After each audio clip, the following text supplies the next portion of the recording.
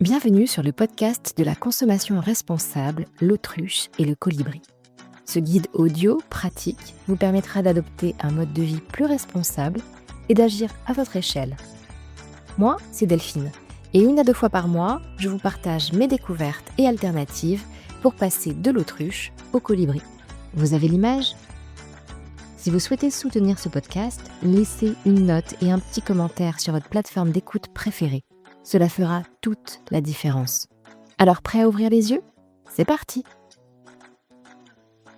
Je ne pouvais pas finir cette série sur les ustensiles de cuisine sans parler des ustensiles en silicone.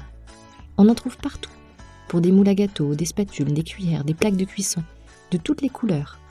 Le silicone est aussi super pratique pour sa caractéristique anti-adhésive. Alors, est-ce que le silicone est vraiment plus sain que des matériaux anti-adhésifs utilisés dans nos poêles et casseroles ? Est-ce que c'est une bonne alternative ? Quand j'ai commencé à préparer ce sujet, j'étais persuadée que le silicone était un plastique et donc issu du pétrole. En fait, le silicone, c'est un polymère de synthèse, c'est-à-dire que c'est une matière qui a été transformée par un processus chimique. Et la matière première est la silice, un dérivé du sable. Silice, silicone, un indice chez vous. Le silicone alimentaire est donc un mélange de polymères de silicone auquel on ajoute un catalyseur. Ça peut être du platine ou du peroxyde.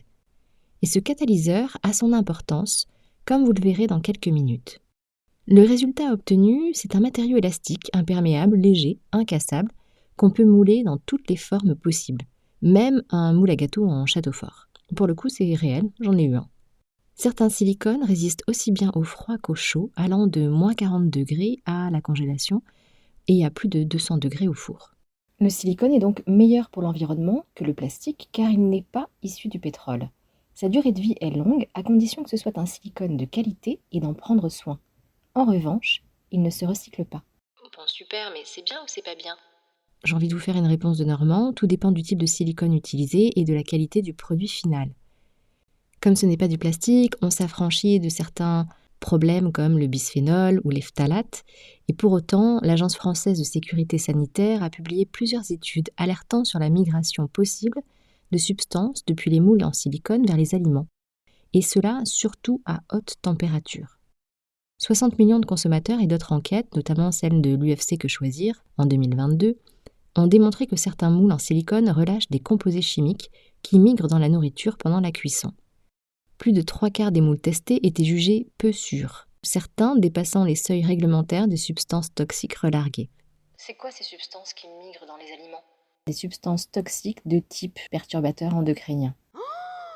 Je vous parlais tout à l'heure des catalyseurs utilisés pour la fabrication du silicone, le platine et le peroxyde. Eh bien, ceci pourrait être en cause. En fonction du catalyseur, la qualité du silicone ne sera pas la même. Malheureusement, il est impossible de distinguer un silicone platiné d'un silicone peroxydé. Un indice tout de même, si votre moule ou spatule est particulièrement peu cher, il y a de fortes chances que le silicone soit de mauvaise qualité. Une forte odeur sera aussi un indice de sa mauvaise qualité. Autre truc, lisez les températures des conditions d'utilisation sur l'étiquette. Si les températures de cuisson peuvent aller jusqu'à 260 voire 280 degrés, alors vous avez du silicone qui semble tenir la route. Les moules à très bas prix ou non certifiés, que l'on peut trouver sur Temu, Alibaba et autres, peuvent relâcher bien plus de substances que ceux de qualité alimentaire. Alors oui, c'est peut-être la forme de moule trop mimi que vous cherchiez, mais je vous conseille d'éviter. Plutôt que de potentiellement rajouter des substances soupçonnées d'être perturbateurs endocriniens dans nos gâteaux ou autres aliments, le mieux reste quand même de faire des gâteaux dans des moules en verre ou en fer blanc ou en inox. Le verre est une très bonne solution. Ce matériau est vraiment idéal pour les plats de cuisson, les moules à gâteaux et même pour les boîtes de conservation, meilleur choix que les fameux tube-tube en plastique. Ils vont supporter de fortes températures et surtout, ils ne libèrent aucune substance toxique. Il n'y a donc pas de risque de transfert de molécules. On choisit du verre borosilicate, comme le Pyrex, pour être sûr d'éviter tout transfert et on évite aussi les verres colorés.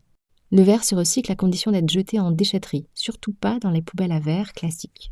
Le fer blanc ou l'acier inoxydable pour la pâtisserie est aussi une bonne solution pour de bons gâteaux.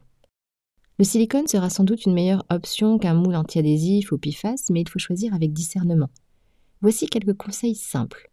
Choisissez toujours des moules ou ustensiles en silicone certifiés contact alimentaire. Il existe un symbole pour s'y référer, c'est celui du verre et de la fourchette. Choisissez du silicone résistant à haute température, 260-280 degrés, et évitez quand même les cuissons à température extrême.